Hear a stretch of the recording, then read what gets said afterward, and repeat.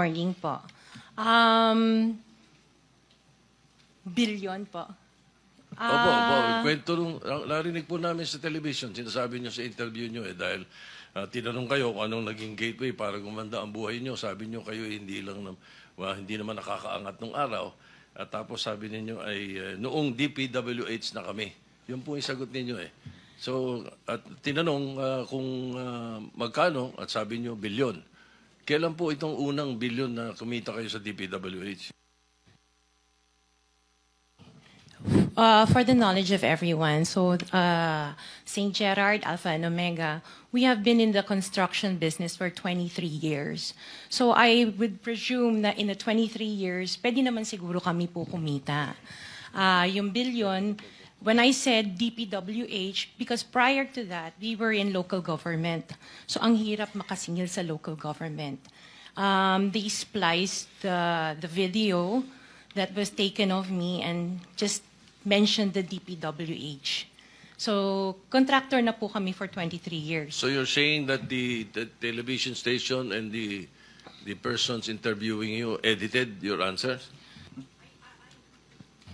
I think so, sir, kasi I did mention that I was doing local government as well as private po.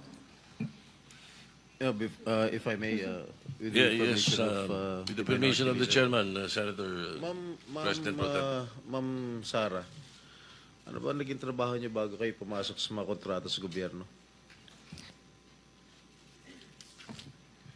My father was a contractor before. Nangongontrata rin pero siya? yes po, Nangongontrata rin sa for DPWH? LGU po. LGU, and then ako I worked sa ibang bansa. Yun po. Anong work mo sa ibang bansa? I was a dental receptionist and an orthodontic nurse. So you are a doctor? Nurse? No po. Yung asawa mo, ano trabaho? He works sa isang development corporation. And him and his brother were parang private contractors sa subdivision namin. Paano kayo, how were you enticed to join the mga kontrata sa DPWH? Who influenced you? Wala naman po. Nakita namin on PhilJeps na may mga projects na pwede palang mag-join. So we joined the bidding na we know that we were qualified for. All right, Mr. Chair, I would like to reserve all my questions if my turn comes already. Thank you, Mr. Chairman, to continue. Senator, Mr. Chairman. Mr. Chairman, Okay, with the permission of Senator Minority Leader. So, the Minority Leader. Ma'am, very clear man yun sa video na sinabi mo. Kung kailan kayo kumita ng malaki, sabi mo, noong nag-DPWH na kami. Ngayon, gusto mong i-attribute yung wealth ninyo going back noon pa sa tatay mo, noong nagsimula kayo ganon. Pero very clear, the video won't lie. Sinabi mo, noong nag-DPWH na kami. Yes po. So, kailan ba kayo nag-DPWH?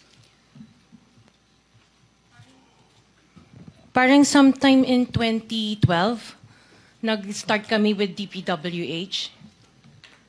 Can you be definite with your answer? Parang 2012? Oh, please, because you're under oath, please. Yes po. Make sure of your answers. Sometime in 2012, we started with DPWH.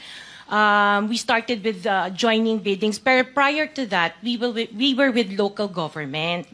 Yung mga flood control projects, kailan kayo nag-engage ng flood control projects sa DPWH?